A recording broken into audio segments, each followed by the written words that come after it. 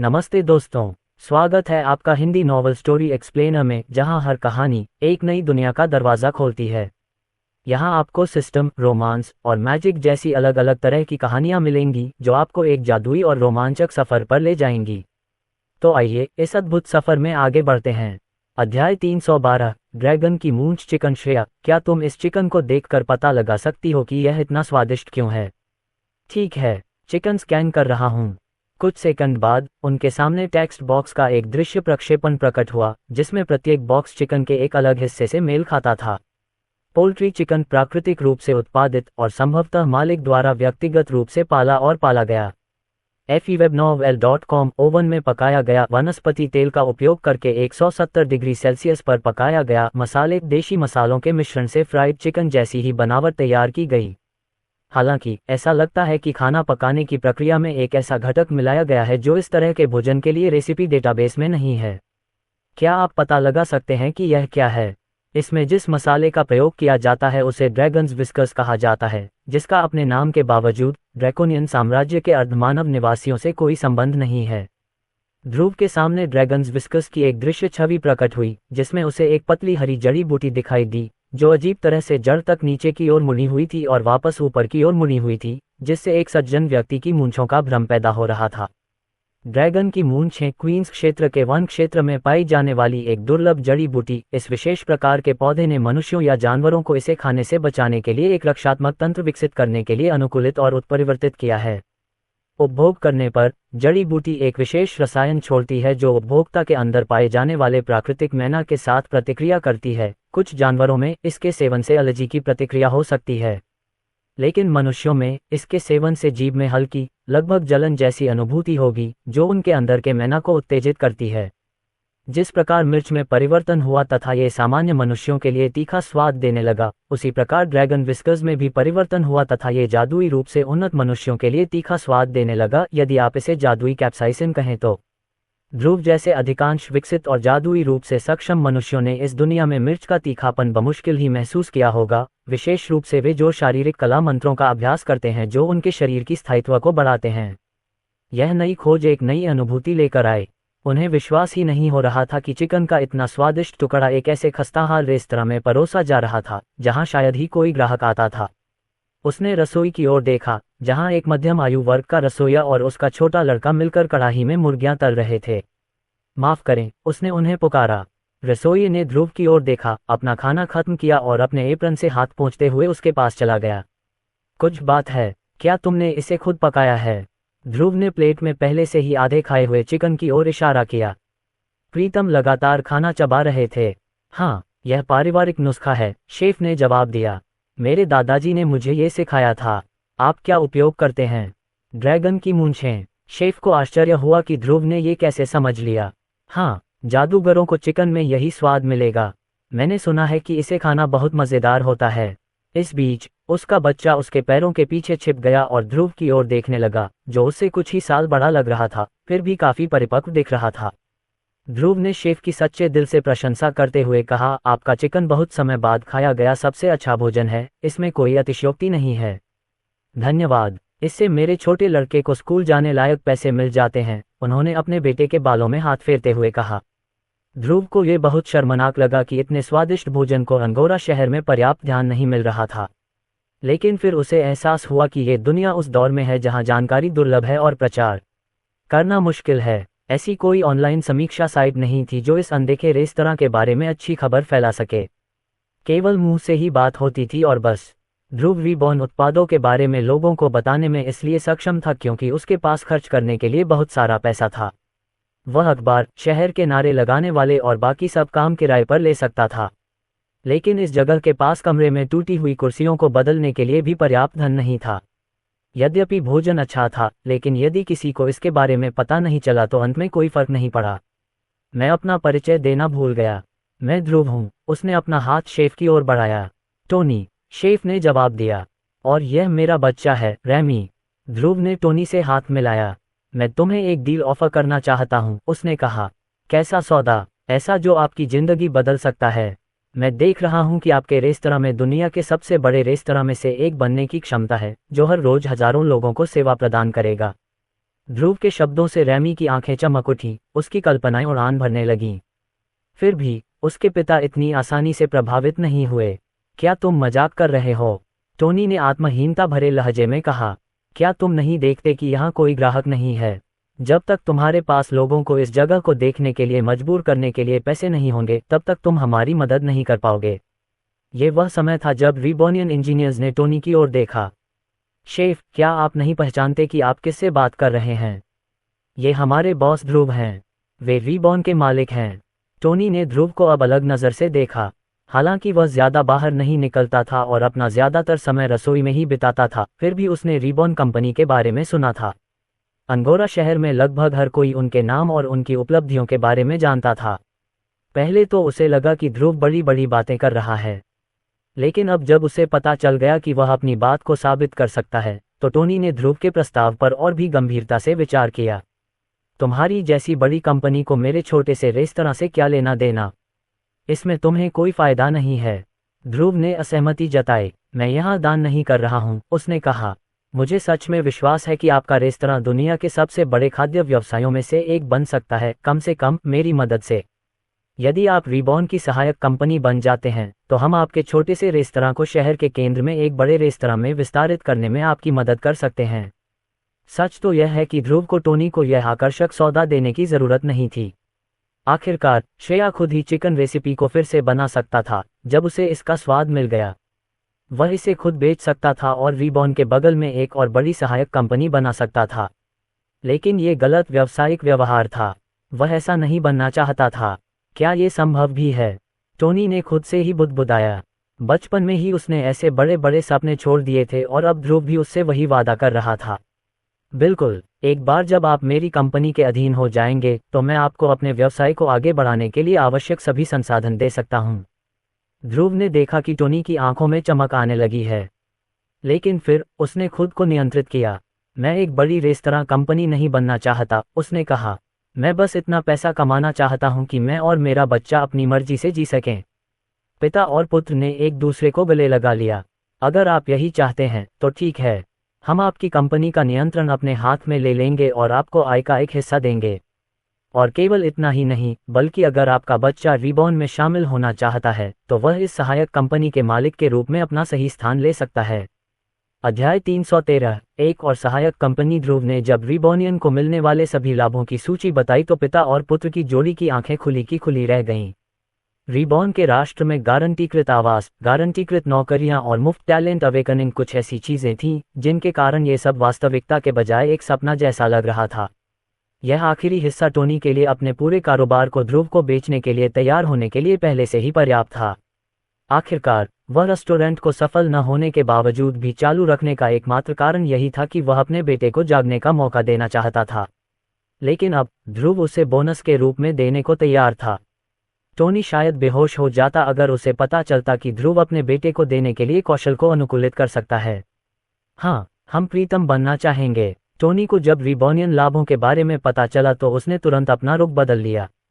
हालांकि उनके अनुबंध का विवरण अभी भी तय नहीं हुआ था, फिर भी वह पहले से ही उस पर हस्ताक्षर करने के लिए तैयार था, भले ही यह उसके लिए प्रतिकूल हो। मेरी रेसिपी ले लो, टोनी ने अचानक कहा। बेशक, ध्रुव उसके साथ गलत नहीं करने वाला था। नहीं, मैं तुम्हें रेस्टोरेंट के बारे में सब कुछ तय करने दूंगा। तुम तय कर सकते हो कि क्या पकाना है, क्या बेचना है और क्या करना है। मैं बस किनारे पर रहने वाला हूँ। ये रेस्टोरेंट अभी भी तुम्हारी विरासत है, ध्रुव ने उससे वादा किया। सुना रैमी, वह कहता है कि 10 साल की उम्र होने पर तुम अपनी प्रतिभा को जागृत कर सकते हो। छोटा लड़का भी अपने पिता की तरह ही खुश था। मैं भी आपकी तरह शेफ बनना चाहता हूँ पापा। दोनों ने एक दूसरे को गले लगाया और फिर टोनी ध्रुव की ओर मुड़ा। उसकी आंखों में उत्साह था, खाना बनाने की आग जो उसकी आत्मा में फिर से जल उठी थी।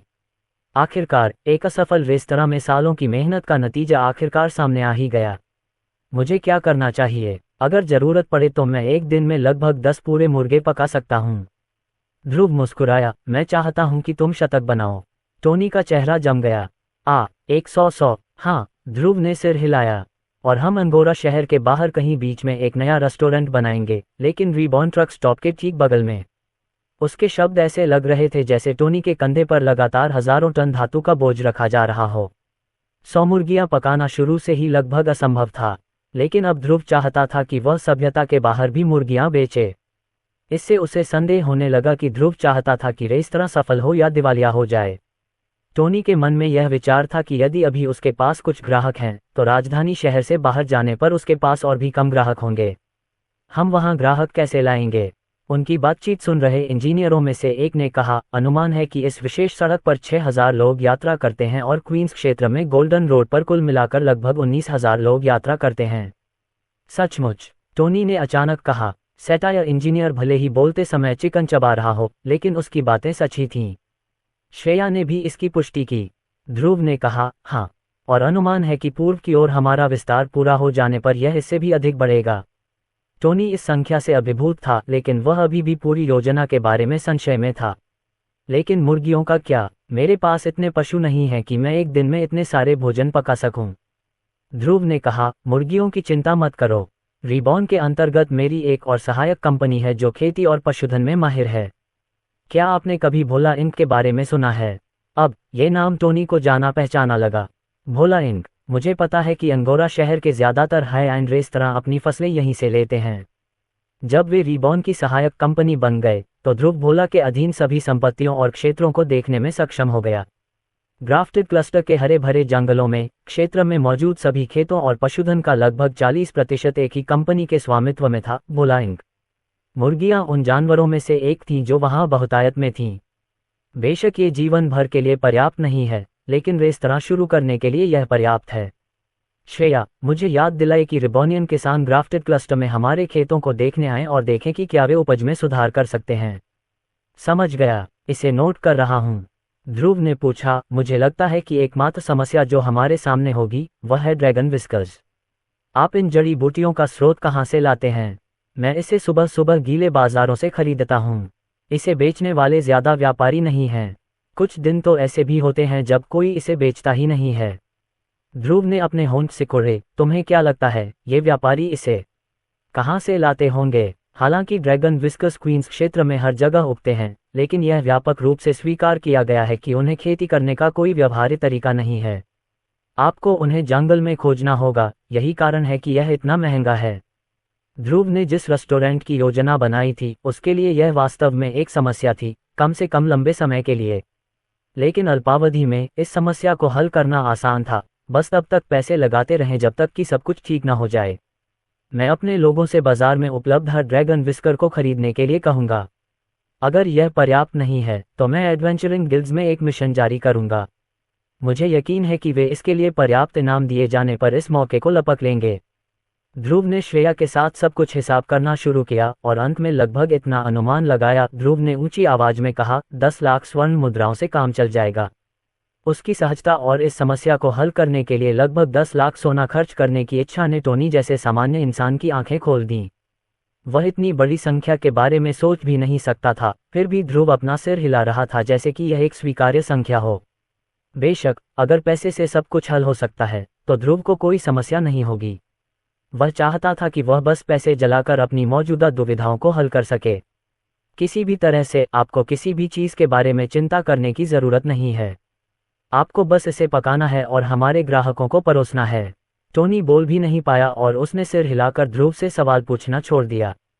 लड़का बहुत अमीर था, मैं इससे निपटने के लिए तुम्हें छोड़ दूंगा, टोनी ने कुर्सी पर बैठते हुए कहा, लेकिन कुर्सी टूटकर टुकड़ों में बिखर गई। ध्रुव टोनी और रैमी को रिबॉर्न मुख्यालय में वापस ले आया। बेशक, उसने रैमी को डिपार्टमेंट स्टोर में वह सब कुछ लेने दिया जो वह चाहता था, जबकि वह और टोनी अनुबंध के बारे में आन्या से सलाह लेते रहे। फिर से एक और सहायक कंपनी। इस बार तुमने किसे धोखा दिया? आन्या ने ध्रुव को चिढ़ाते हुए कहा। फिर वह टोनी की ओर मुड़ी। इस आदमी से सावधान रहना। वह कहता है कि वह तुम्हें कुछ देगा, लेकिन वह इसके बारे में भूल जाता है। अहम, मेरी आइसक्रीम। अहम, मैं इस पर काम कर रहा हूँ। जरूर, आन्या ने बड़बड़ाते हुए ध्रुव से अपना सिर दूर कर लिया। वैसे भी, ये रिबॉर्न कंपनी की सहायक कंपनी बनने का अनुबंध है। कृपया यहाँ और यहाँ हस्ताक्षर करें। टोनी ने वैसा ही किया जैसा आन्या ने उसे बताया था और अनुबंध पत्र पर अपना नाम लिख दिया। और अब ध्रुव की बारी आई। कागज ने रहस्यमय ढंग से उसके सिर पर हल्के से थपथपाया। उन्होंने अनुबंध पर हस्ताक्षर कर दिए और अंततः रिबॉर्न में एक नई सहायक कंपनी जुड़ गई। चलो अपनी नई कंपनी का नाम रखें। मैकटोनी के बारे में आप क्या सोचते हैं? अध्याय 314 मैक्टोनिबेशक। सबसे पहले उन्होंने इस नाम के बारे में इसलिए सोचा था क्योंकि वह मैकेटोनी को दुनिया की पहली फास्ट फूड श्रृंखला बनाने की योजना बना रहे थे। उनकी योजना गोल्डन रोड पर प्रत्येक ट्रक स्टॉप पर एक मैकेटोनीज की दुकान खोलने की थी, ताकि लोग जब चाहें मैकेटोनीज चिकन का स्वाद ले सकें। हालांकि ऐसा होने के लिए उन्हें मैकेटोनी चिकन के लिए सामग्री प्राप्त करने की प्रक्रिया को ठोस बनाने की आवश्यकता थी, ताकि इसे वास्तविक फास्ट फूड के रूप में योग्य बनाया जा सके। अगले कई दिनों तक ध्रुव और टोनी ने ग्राफ्टेड क्लस्टर का दौरा किया और भोला इंक के स्वामित्व वाले सभी फॉर्मों और पशुधन को देखा। भोला ने स्वयं टोनी को उसके सभी आपूर्तिकर्ताओं से परिचित होने में मदद की, मुख्य रूप से मुर्गी घरों और जड़ी बूटी फॉर्मों से, जिनके साथ वह भविष्य में समन्वय करने वाला था। ये हमारा मुर्गी फार्म है, जिसमें क्षेत्र के विभिन्न पिंजरों में लगभग 1000 मुर्गियां हैं।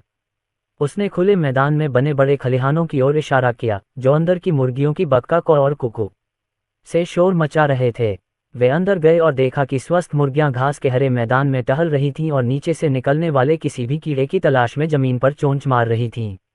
यही वह जगह है जहां मुर्गियां दिन में घूमती हैं। जब रात होती है तो वे अपने अपने दड़बों में वापस चली जाती हैं और वहीं सो जाती हैं, और सुबह वे अंडे देती हैं और कीड़े ढूंढने के लिए वापस चली जाती हैं। मुर्गियों को एक स्थान पर रखने के लिए बाड़ के दूसरी तरफ मुर्गियों के सोने के लिए एक बड़ी कतार थी। ध्रुव को अंदर कुछ अंडे भी दिखाई दे रहे थे, जो काटे जाने के लिए तैयार थे। ध्रुव ने पूछा, चूजों का क्या हुआ? उन्हें कहाँ पाला जा रहा है? मुर्गे और मुर्गियां एक ही बाड़े में मिलजुल कर रह रहे हैं। लगभग 1000 निषेचित अंडों में से यदि हम भाग्यशाली रहे तो उनमें से लगभग 400-500 बड़े होकर मुर्गियां बन जाएंगी। ध्रुव ने मुर्गी फार्म के सभी कारकों की गणना की और महसूस किया कि एक दिन में वे इस तरह के लिए लगभग 50 पूर्ण विकसित मुर्गियां तैयार कर सकते हैं। फिलहाल ये काफी था। आखिरकार ध्रुव ट्रक स्टॉप में केवल एक मैक्टोनी स्टोव बनाने की योजना बना रहा था। अब ये जल्दी ही बदल सकता है जब अधिक ट्रक स्टॉप बनाए जाएंगे और अधिक मैक्टोनी की आवश्यकता होगी, लेकिन यह एक ऐसी समस्या थी जिसे आसानी से हल किया जा सकता था। ध्रुव ने अपने नोट को याद करते हुए कहा, मैं अपने कृषि विभाग प्रमुख एनी से आपकी भूमि का सर्वेक्षण करवाऊंगा और उनसे उपज बढ़ाने के बारे में कुछ सलाह मांगूंगा। ऐसी बहुत सी चीजें हैं जिन्हें आधुनिक तरीकों का उपयोग करके सुव्यवस्थित किया जा सकता है, जैसे कि समर्पित अंडा छँटाई मशीनें, स्वस्थ अंडा उत्पादन के लिए पौष्टिक आहार, तथा इंक्यूबेटर के साथ अंडे सेने का उचित तरीका, जिससे विकास में लगभग 90% सटीकता प्राप्त होती है। धन्यवाद। भोला ने सच्चे मन से ध्रुव को धन्यवाद दिया। कोई बात नहीं, रिबॉर्न की सहायक कंपनी बनने का यही लाभ है। वैसे आपका भाई कैसा है? भूषण अच्छा कर रहा है, भोला ने मुस्कुराते हुए जवाब दिया। उसे जेल में अपना समय अच्छा लग रहा है। बोर्ड गेम नाइट्स के दौरान उसने नए दोस्त बनाए हैं। भूषण को अपनी गलतियों का एहसास होने के बाद उसने स्वेच्छा से खुद को रिबॉर्न जेल में भर्ती कराया और भूषण इनको ध्रुव के प्रबंधन के लिए छोड़ दिया। इसकी वजह से ध्रुव उनकी संपत्तियों का लाभ उठाने और उनकी सभी खदानों से नए संसाधन इकट्ठा करने में सक्षम हो गया। भोला, टोनी से मिलो, उसे ही हमारे नए रेस्तरां के लिए सारी मुर्गियां चाहिए होंगी। दोनों ने अजीब ढंग से एक दूसरे से हाथ मिलाया और एक दूसरे से अपना परिचय दिया। मैं आप लोगों को इस बात पर सहमति बनाने के लिए छोड़ता हूं कि आप चिकन और जड़ी बूटियां कैसे और कब पहुंचाएंगे। उनके पास बातचीत करने के लिए बहुत कुछ था, जिसमें भोला ने मुख्य रूप से टोनी को अपने संरक्षण में लिया और उसे सिखाया कि रसद से लेकर प्रशासनिक कर्तव्यों तक कंपनी का प्रबंधन कैसे ठीक से किया जाए। यद्यपि टोनी को इनमें से बहुत से विषयों की जानकारी नहीं थी, फिर भी उसने सीखने की पूरी कोशिश की। बेशक ध्रुव ने बाद में अपने लिए कुछ पेशेवर मदद लेने का फैसला किया ताकि वह कागजी कार्रवाई के बजाय रेस्तरां में चिकन पकाने पर ध्यान केंद्रित कर सके। जब वे इस बारे में बातचीत कर रहे थे तो ध्रुव ने फार्म से कुछ किलोमीटर दूर स्थित अपनी नई चालू खदानों का दौरा किया। जैसे ही वह छाया से ऊपर उठा, उसने देखा कि प्रिया और बाकी खनिक कड़ी मेहनत कर रहे थे। अयस्कों और खनिजों का लगातार खनन हो रहा था और उनकी नई मशीनों में उनका प्रसंस्करण हो रहा था। उसने बगल में देखा तो एक रिबॉनियन ट्रक दिखाई दिया, जिसके ऊपर एक बड़ा सा खुला बक्सा था, जो खदान से लाई गई सभी प्रसंस्कृत सामग्रियों से लदा हुआ था। अंतिम जांच के बाद ट्रक पहाड़ से नीचे उतरकर गोल्डन रोड पर आ गया, जहां उसे उसके इच्छित गंतव्य पर पहुंचा दिया गया। बॉस, अयस्कों की हमारी पहली खेप अभी अभी हमारी खदानों से निकली है। जैसा कि आपने कहा, हमने गोल्डन रोड विस्तार के लिए अंगोरा शहर में पहली खेप वितरित की है। प्रतिदिन खनन किए जा रहे 8000 टन सामग्री में से 4000 टन का उपयोग अंगोरा शहर के संपूर्ण पुनर्निर्माण के लिए किया जा रहा है, ताकि इसे रिबोनियन मानकों के अनुरूप बनाया जा सके। उनमें से 2500 टन को पूर्व की ओर गोल्डन रोड के विस्तार के लिए आवंटित किया जाएगा और जो कुछ भी बचेगा उसका उपयोग गोल्डन रोड के किनारे ट्रक स्टॉप बनाने के लिए किया जाएगा। संक्षेप में, वे अपनी वर्तमान परियोजनाओं के लिए अपनी सारी क्षमता का उपयोग कर रहे थे, जिसका मतलब था कि उनके पास नई परियोजनाओं के लिए कोई क्षमता नहीं थी। ऑटोमोबाइल की कमी की समस्या को किसी और समय हल करना होगा। लेकिन शुक्र है कि कम से कम इसका मतलब ये तो था कि पूर्व की ओर विस्तार अंततः शुरू हो गया था। गोल्डन रोड को बास्टर्ड बैंडिट्स के वन क्षेत्र तक पहुंचने में अभी भी कुछ सप्ताह लगेंगे, इसलिए ध्रुव के पास मैकेटोनी के पहले स्थान पर पहुंचने के लिए कुछ समय था। ध्रुव ने स्वयं को गोल्डन रोड के सबसे पहले ट्रक स्टॉप स्थान पर पहुंचाया। उनके साथ रिबॉन के इंजीनियरिंग विभाग प्रमुख चिंटू भी थे। यहीं पर रेस्तरां खुलने वाला है, बॉस। येलो हॉबमैन की चीफ ने अपने जन्मजात कौशल का उपयोग करके खुले मैदान में मैकेटोनी रेस्तरां के निर्माण का दृश्य प्रक्षेपण तैयार किया। वास्तुकला की आधुनिक शैली उन फास्ट फूड चेन की याद दिलाती थी, जिनसे ध्रुव अपने पिछले जीवन में बहुत परिचित था। यहाँ तक कि मैकटोनी के चिकन प्रतीक का एक बड़ा सा चिन्ह भी एक खंभे पर लगा हुआ था, जिसे हर कोई देख सकता था। और निश्चित रूप से ये लापरवाही होगी यदि ध्रुव ने रेस्तरां में ड्राइव थ्रू अनुभाग नहीं जोड़ा। हालांकि तकनीकी रूप से यह अभी तक फास्ट फूड की जगह नहीं थी, क्योंकि उन्हें अभी तक ये पता नहीं चला था कि चिकन को वास्तव में तेजी से कैसे पकाया जाए। ध्रुव ने भविष्य के लिए इसे पहले से ही डिजाइन में शामिल कर लिया था। डिजाइन अच्छा है, धन्यवाद चिंटू। चीफ इंजीनियर ने ध्रुव को प्रणाम किया। कोई बात नहीं बॉस। अयस्क और सामग्री जल्द ही यहाँ पहुंचाई जाएंगी, इसलिए हमारे निर्माण श्रमिकों ने रेस्तरां की नींव खोदना शुरू कर दिया है। अध्याय 315 खाना पकाने का समय। ध्रुव ने पूछा, आपको चिकन पकाने में कितना समय लगता है? ओह, मुझे सचमुच नहीं पता, टोनी ने उत्तर दिया। ध्रुव लगभग भूल गया था कि अधिकांश आबादी अभी भी कालातीत दुनिया में रह रही थी। उनके पास समय देखने के लिए प्रीतम जैसी अच्छी तरह से इंजीनियर की गई घड़ियां नहीं थीं। सच्चाई जानने के लिए टोनी ने ध्रुव को अपने रसोई घर में चिकन बनाने की विधि सिखाने का निर्णय लिया, जबकि ध्रुव ने अपनी जेब घड़ी से हर काम का समय मापा। सबसे पहले मैं चिकन तैयार करता हूँ, उसे पानी से साफ करता हूँ और पंख निकालता हूँ, टोनी ने कहा और उसने डिब्बे से एक पूरा चिकन निकाला। रैमी की मदद से टोनी लगभग 3 मिनट में चिकन की तैयारी पूरी करने में सफल रहा। फिर मैं सभी मसालों को एक साथ मिलाता हूँ, जिसमें ड्रैगन विस्कर भी शामिल है, और उन्हें एक पेस्ट में बदल देता हूँ जिसे मैं चिकन की पूरी त्वचा पर लगाता हूँ। मैं इसे तब तक मैरिनेट होने देता हूँ जब तक मैं खाना पकाने के लिए तेल और कढ़ाई तैयार नहीं कर लेता। ध्रुव ने देखा कि टोनी ने ड्रैगन विस्कस को उनकी जड़ों से उखाड़ा और उन्हें अपने चाकू से काटना शुरू कर दिया। जब जड़ी बूटी को टुकड़ों में काटा गया तो उसमें से पुदीने जैसी खुशबू आ रही थी, साथ ही पौधे से थोड़ा सा रस भी निकल रहा था, और अन्य मसालों के संयोजन से मैकेटोनीज का विशिष्ट स्वाद निर्मित हुआ। चिकन पर मसाला लगाने के बाद टोनी ने उसे आराम करने दिया और खाना बनाने की तैयारी शुरू कर दी। उसने अपनी मेज के नीचे से लकड़ी निकाली और कढ़ाई जैसे बर्तन में आग को नियंत्रित करना शुरू कर दिया। इसके बाद उन्होंने पैन में वनस्पति तेल डाला और लगभग 5 मिनट तक इंतजार किया ताकि पूरी चीज़ गर्म होकर पकने लायक हो जाए। खाना पकाने की प्रक्रिया का यह हिस्सा बहुत ही सरल था, इसलिए यह बहुत तेज था। अब समस्या खाना पकाने में ही थी। जब तेल अपने आदर्श तापमान पर पहुंच गया तो टोनी ने चिकन को तेल में डुबोया, जिसकी कुछ बूंदें रसोई की मेज पर गिर गईं। फिर उसे पूरी चीज़ पकाने में कुल मिलाकर लगभग 20 मिनट लगे। फिर उसने उसे पैन से निकालकर मिट्टी की प्लेट पर रख दिया। कुल मिलाकर पूरी प्रक्रिया में लगभग आधे घंटे का समय लगा, जो फास्ट फूड के विपरीत था। ये सच है कि रसोई घर में केवल 2 ही लोग काम कर रहे थे और उनमें से एक बच्चा था, लेकिन चिकन को पकने में लगने वाला समय तब भी बहुत लंबा होता, भले ही एक ही समय में 5 रसोइये खाना बना रहे हों। ध्रुव चाहते थे कि यह उनकी पिछली दुनिया की फास्ट फूड श्रृंखलाओं की तरह हो, जहां लोगों को अपना ऑर्डर मिलने से पहले अधिकतम 2 मिनट इंतजार करना पड़ता था।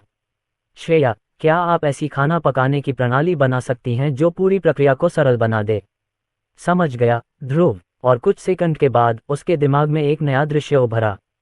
इस बार रसोई खुद उसकी पिछली दुनिया की रसोई की याद दिला रही थी, जिसमें बड़े ओवन, कई खाना पकाने के स्टेशन थे जो तापमान नियंत्रित थे, और यहाँ तक कि एक डिशवॉशर भी था जो कुछ ही सेकंड में साफ कर सकता था। फिर श्रेया ने उन्हें एक वीडियो दिखाया जिसमें कई लोग एक साथ काम कर रहे थे। एक व्यक्ति चिकन को तोड़ने और तैयार करने का काम कर रहा था, दूसरा मसाला और स्वाद बनाने का काम कर रहा था, और 5 और शेफ चिकन पका रहे थे। इस व्यवस्था में ऑर्डर करने के बाद चिकन को ग्राहक तक पहुंचने में लगभग 15 मिनट का समय लगेगा। हालांकि ये व्यवस्था केवल कम क्षमता पर ही लागू की गई है। इसका मतलब यह है कि यदि ऑर्डर देने वालों की संख्या सामान्य से अधिक होगी तो प्रतीक्षा समय और भी अधिक हो सकता है, जो आदर्श नहीं है। आप चिकन को एक दिन पहले क्यों नहीं पका सकते और फिर उसे गर्म कर सकते हैं? यही वह उपाय था जिसके बारे में फास्ट फूड रेस्तरां ने अपनी पिछली दुनिया में सोचा था। वे अपने पके हुए चिकन और मीट को फ्रीज कर देते हैं और ग्राहक के ऑर्डर करने के बाद ही उसे दोबारा गर्म करते या पकाते हैं। ड्रैगन विस्कस का असर तब तक खत्म हो जाएगा। स्वाद में वह खास तीखापन बनाए रखने के लिए इसे ताज़ा पकाया जाना चाहिए। एक दिन के बाद ये खत्म हो जाता है, टोनी ने जवाब दिया। ऐसा लगता है कि फास्ट फूड चेन के तरीकों को इस मामले में दोहराया नहीं जा सकता। आखिरकार ड्रैगन विस्कस ने चिकन में जो जादुई मसाला डाला था वही उसे पहले स्थान पर अच्छा बनाता था। यही वह कारण है जिसके बारे में उन्होंने सोचा था कि मैकटोनी भविष्य में सफल होगा। इसे नज़रअंदाज नहीं किया जा सकता। मुझे लगता है कि इस वजह से रेस्तरां का ड्राइव थ्रू विकल्प अभी नहीं खुल सकता। इसके बावजूद ध्रुव ने सोचा कि यह नई खाना पकाने की प्रणाली अभी के लिए काफ़ी अच्छी होगी। प्रति ऑर्डर 15 मिनट लोगों के लिए प्रतीक्षा करने का एक सहनीय समय होगा। और चूंकि ड्रैगन विस्कस का स्वाद पूरे दिन बरकरार रखा जा सकता है, इसलिए ध्रुव ने टोनी और दूसरे शेफ से सुबह सुबह ढेर सारा चिकन तैयार करने को कहा ताकि पूरे दिन के लिए स्टॉक हो जाए। इस तरह लोग अभी भी अपने ऑर्डर अपेक्षाकृत तेजी से प्राप्त कर सकते हैं। इसके अलावा मैकटोनी को इतना लोकप्रिय होने में कुछ समय लगेगा कि वह पूरी क्षमता से भर जाए। फिलहाल ध्रुव ने अनुमान लगाया है कि ट्रक स्टॉप में रेस्तरां के निर्माण के बाद प्रतिदिन करीब 50 ग्राहक यहां आएंगे, जो समय बीतने के साथ और अधिक बढ़ेंगे। तुम शर्वानी को जानते हो ना? वह तुमसे बात करेगी और तुम्हारे नए रेस्तरां में काम करने के लिए कुछ प्रतिभाशाली शेफ नियुक्त करेगी। टोनी ने उत्सुकता से अपनी उंगलियां हिलाईं। यह नया रेस्तरां, ये गोल्डन रोड पर है न? हाँ, यह अंगोरा शहर से पश्चिम की ओर लगभग 3 दिन की यात्रा है। शेफ ने सिर हिलाया, उसके चेहरे पर दृढ़ निश्चय था। समझ गया, अगर मुझे ऐसा करना पड़ा तो मैं रेगिस्तान में भी रहूंगा। लेकिन क्या आप कृपया मेरे बेटे को अपने मुख्यालय में रहने दे सकते हैं? मैं उसे बेघर नहीं करना चाहता। ध्रुव ने सिर झुकाया। क्या बात कर रहे हो? ट्रक स्टॉप में ही तुम्हारा अपना घर होगा। और इतना ही नहीं, अगर तुम अंगोरा शहर घूमना चाहते हो तो तुम अपनी कार चलाकर वहां जा सकते हो। लेकिन मुझे नहीं पता। इससे पहले कि टोनी कुछ और बोल पाता, ध्रुव ने उसे एक छोटी सी चाबी थमा दी जिसके सामने मैकेटोनी का प्रतीक अंकित था। यह आपकी कार है। मैं अपने किसी सहायक मालिक को पैदल यात्रा करने नहीं दे सकता, है न? बस इसे चलाने से पहले रिबॉर्न ड्राइविंग स्कूल जरूर जाएं। टोनी ने चाबी को अपनी हथेली में गिरने दिया, फिर भी उसे यकीन नहीं हुआ कि यह असली है। रैमी चुपके से अपने पिता के हाथों के पास गया और उस नई चाबी वाली कार को देखने की कोशिश की जो उन्हें अभी अभी दी गई थी। Beep beep. वे दोनों अपने जीर्ण शीर्ण रेस्तरां के घर से बाहर निकले और सड़क के किनारे एक नई कार खड़ी देखी। इसकी चमकदार पॉलिश उनके पास मौजूद किसी भी चश्मे से ज्यादा चमकदार थी। एक कार, रैमी चिल्लाया और तुरंत ऑटोमोबाइल की ओर भागा। कोई रास्ता नहीं। लड़के ने सड़कों पर ऐसे कई वाहन देखे थे और हमेशा से ही उनमें से एक में सवार होने का सपना देखा था। उसने कभी नहीं सोचा था कि उसके पास भी एक वाहन होगा। टोनी अपने बेटे के पीछे पीछे चाबी लेकर चला गया। उसने ध्रुव की ओर देखा, जिसने उसे आश्वस्त करते हुए सिर हिलाया। आगे बढ़ो, ये तुम्हारा है। टोनी ने अजीब भाव से पीछे देखा। ओह, मुझे नहीं पता कि क्या कहना है। हाँ, इसे तब तक के लिए बचा कर रखना जब मैं तुम्हारी प्रतिभा को जागृत करूंगा। अध्याय 316। मैकटोनी का उद्घाटन। ध्रुव ने अपना हाथ उठाया और अपने सर्वोच्च कौशल का उपयोग किया, उपहार प्रदान करना। टोनी को अपने सीने में एक सनसनी महसूस हुई, क्योंकि उसमें एक चमकदार रोशनी चमक उठी जो कुछ सेकंड के लिए उसे अंधा कर देने तक तीव्र होती गई। जब ये सब शांत हो गया तो उसके सामने एक नई दुनिया खुल गई। प्रतिभा। B class fried chicken chef Tony की छाती में उसने महसूस किया कि मन एक कोर में संघनित हो रहा है, जिससे उसे अपने जीवन में पहली बार मन को महसूस करने और उसका उपयोग करने की अनुमति मिली। अब वह चिकन को सामान्य से अधिक आसानी से और बहुत तेजी से पकाने के लिए मंत्र और कौशल का उपयोग करने में सक्षम होगा। ध्रुव ने उसे यह कौशल भी दिया, देखें और चखें, जिससे वह मैकेटोनी के चिकन को देखकर ही उसका स्वाद जान सकता था, जिससे उसे ग्राहक को परोसने से पहले उसमें कोई भी बदलाव करने का समय मिल जाता था। जब टोनी को एहसास हुआ कि ध्रुव ने उसे क्या दिया, ध्रुव ने क्या जगाया, तो उसके चेहरे पर भावनाओं की बाढ़ आ गई। उसने अपने बेटे को गले लगाया और फिर ध्रुव को धन्यवाद दिया। आपने मुझे जो कुछ दिया है उसका बदला चुकाने के लिए मैं मैकेटोनी को सफल बनाऊंगा। टोनी ने वादा किया। कुछ ही दिन बीते थे कि मैकेटोनी रेस्तरां का निर्माण कार्य अंततः पूरा हो गया। टोनी, रेमी और कुछ अन्य प्रतिभाशाली रेबोनियन शेफ ने रेस्तरां को आधिकारिक रूप से खोलने से पहले अंतिम जांच की। यह यह अद्भुत है, टोनी ने रेफ्रिजरेटर के ठंडे दरवाजे पर अपना हाथ फेरते हुए कहा। ये काम कैसे करता है? रसोईघर पूरी तरह ईंधन से चलने वाली मशीनों जैसे स्टोव, ओवन और निश्चित रूप से रेफ्रिजरेटर से सुसज्जित था। आपके सहायक शेफ आपको इन मशीनों से परिचित कराने में मदद करेंगे। एक सेटायर, एक डॉगफॉग, एक लिजर्डमैन और एक हॉबमैन की ने टोनी को अपना परिचय दिया। वे नेशन ऑफ रिबॉर्न में शेफ हुआ करते थे और उन्हें टोनी की रेस्टोरेंट में मदद करने के लिए प्रमोशन दिया गया था। वे सभी काबिल लोग थे जिन्हें ध्रुव ने व्यक्तिगत रूप से जगाया था, इसलिए उन्हें पता था कि वे सब कुछ आसानी से चला सकते हैं। उन्हें इस बात की भी चिंता नहीं थी कि टोनी स्टोव और ग्रिल से परेशान हो जाएगा। आखिरकार श्रेया के जरिए आधुनिक व्यंजनों के ज्ञान से ही उसकी प्रतिभा जागृत होनी चाहिए थी। ठीक है, टोनी ने गहरी सांस लेते हुए कहा, चलो खाना बनाना शुरू करते हैं। एक अच्छी तरह से तेल लगी मशीन की तरह उन छहों ने रसोई स्टेशन में अपना काम शुरू कर दिया और छोटा रेमी जहां भी संभव हो मदद करता रहा। महज आधे घंटे बाद मैकेटोनी के विशिष्ट चिकन की पहली खेप अंततः पक गई। उन्होंने उन्हें एक कांच के कंटेनर में भरकर रख दिया, जिससे ग्राहक स्वयं रसदार और कुरकुरा चिकन देख सकें और ऑर्डर करने के लिए ललचाएं। कुछ ही मिनटों बाद पहले कुछ ग्राहक अंततः रेस्तरां में प्रवेश कर गए। अरे बॉस, अरे शेफ टोनी, इसे दोबारा खाने के लिए इंतजार नहीं कर सकता। मुझे इसकी बहुत इच्छा हो रही है। ये रिबॉनियन इंजीनियर्स ही थे जिन्होंने कुछ दिन पहले ध्रुव को टोनी के रेस्तरां तक पहुंचाया था। चूंकि रेस्तरां अभी अभी खुला था, इसलिए पहले कुछ ग्राहक केवल प्रीतम ही थे जिन्होंने अपने मित्रों के माध्यम से इसके खुलने के बारे में सुना था। कुछ मिनट बाद ग्राहकों का अगला समूह आया और उन्होंने भी मैकेटोनी चिकन का ऑर्डर दिया।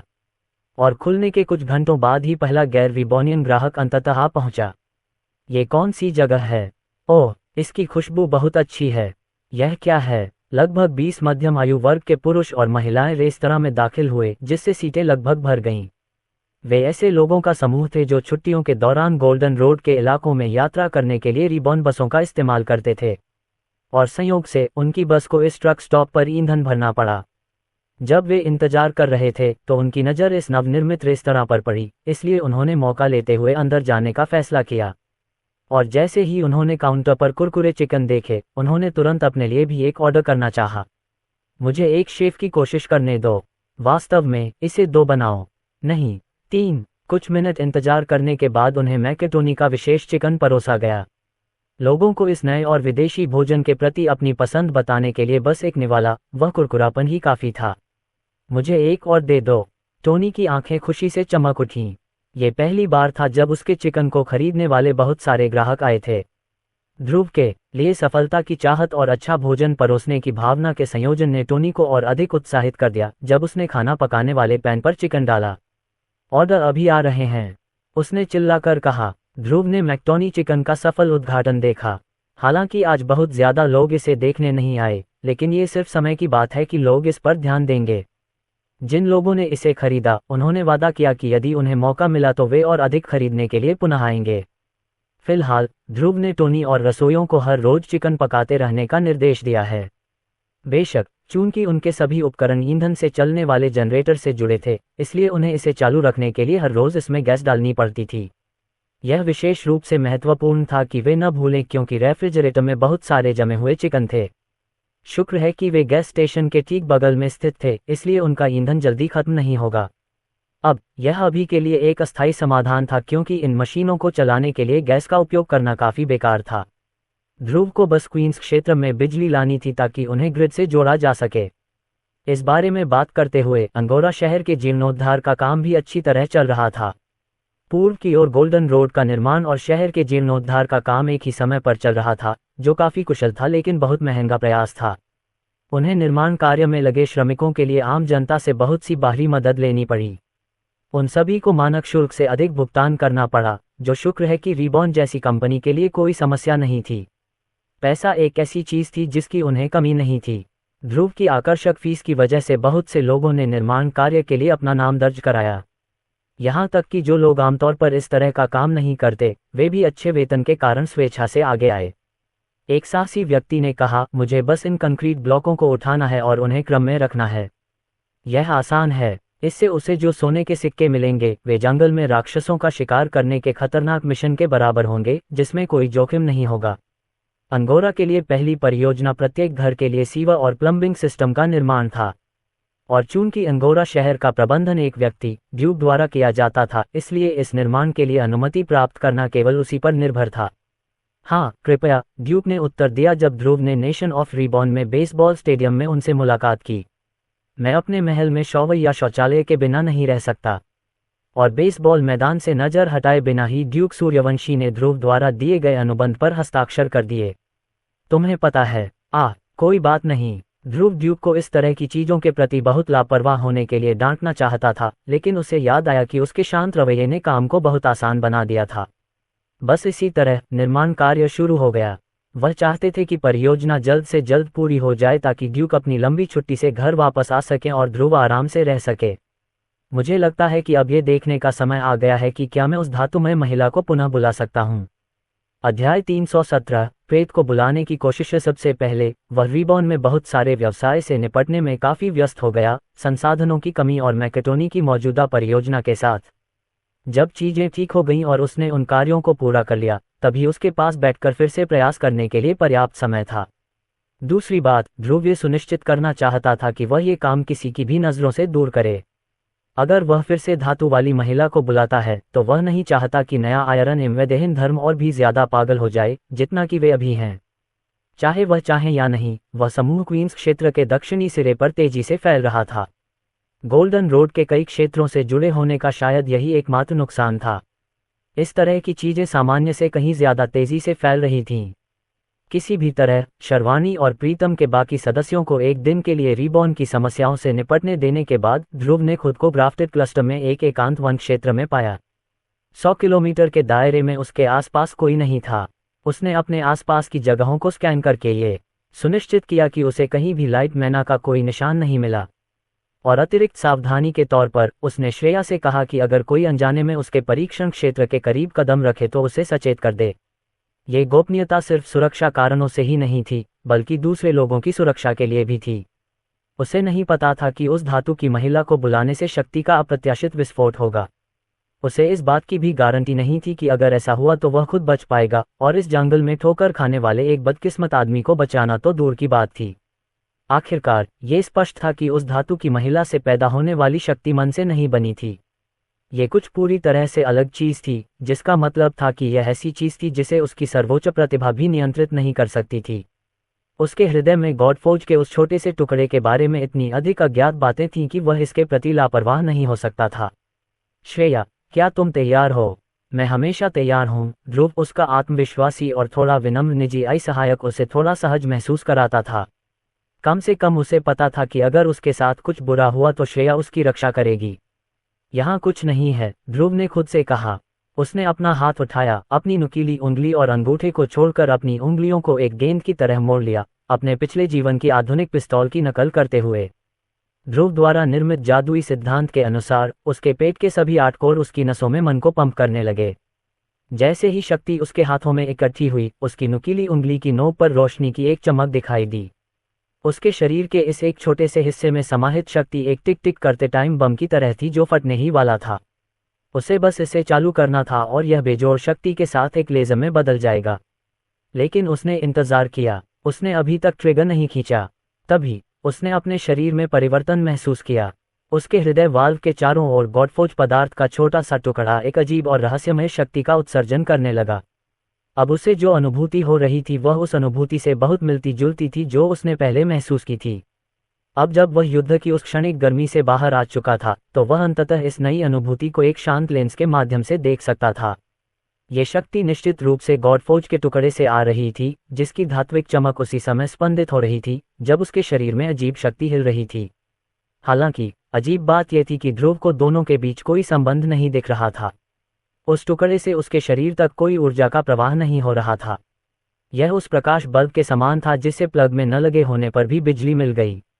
ये वायरलेस शक्ति थी। मुझे समझ नहीं आता कि यह ऐसा कैसे कर रहा है, लेकिन अगर गॉडफोर्ज का टुकड़ा बिना किसी तार के बिजली संचारित कर सकता है, तो यह संभव है कि गॉडफोर्ज के टुकड़े में बिल्कुल भी बिजली नहीं थी। ये रहस्यमयी शक्ति कहीं और से प्राप्त कर सकता है, जो अनिवार्य रूप से केवल एक ट्रांसमीटर के रूप में कार्य कर रहा है। ये समझ में आता है कि जब उन्होंने गॉडफोर्ज का ये टुकड़ा प्राप्त किया तो न तो उन्हें और न ही श्रेया को कुछ भी अजीब लगा। श्रेया, क्या तुम देवराज से कुछ कह सकती हो? मैंने इस प्रयोग से बहुत सारे पैरामीटर रिकॉर्ड किए हैं, लेकिन इन प्रभावों के होने के पीछे सैद्धांतिक रूपरेखा के बिना मैं इस अजीब शक्ति की वास्तविक प्रकृति का पता नहीं लगा पाऊंगा। गॉडफॉर्ज के टुकड़ों के और अधिक नमूनों की ज़रूरत है। जब उसने अपनी यूनिटी गन बुलाना शुरू किया उसके बाद जो कुछ भी हुआ वह पहले की तरह ही हुआ। बस एक ही अंतर था। ध्रुव ने ऊपर की ओर देखा, उसे उम्मीद थी कि वह धातु से बनी महिला की बड़ी बड़ी छवि देखेगा जो अपनी बाहें फैलाते हुए उसकी ओर देख रही होगी। लेकिन ध्रुव को मानव जैसी आकृति के बजाय एक विशुद्ध धातु से बनी हुई वस्तु दिखाई दी, जो इस दुनिया के निवासियों के लिए पूरी तरह से अजनबी थी, लेकिन उसे बहुत परिचित लगी। यह एक बंदूक थी। खास तौर पर यह सिंगल एक्शन डेजर्ट ईगल पिस्तौल थी जिसे आमतौर पर डीगल के नाम से जाना जाता था। यह उन बंदूकों में से एक थी जिसे वह अपने पिछले जीवन में अपने पसंदीदा वीडियो गेम में इस्तेमाल करना पसंद करता था। यह उस यूनिटी गन का आधार था जिसे उसने बनाया था। वाह, ध्रुव ने आश्चर्य से कहा। डीगल का बड़ा प्रक्षेपण बहुत परिचित था, फिर भी उसमें जो शक्ति थी वह उसके लिए पूरी तरह से अजनबी थी।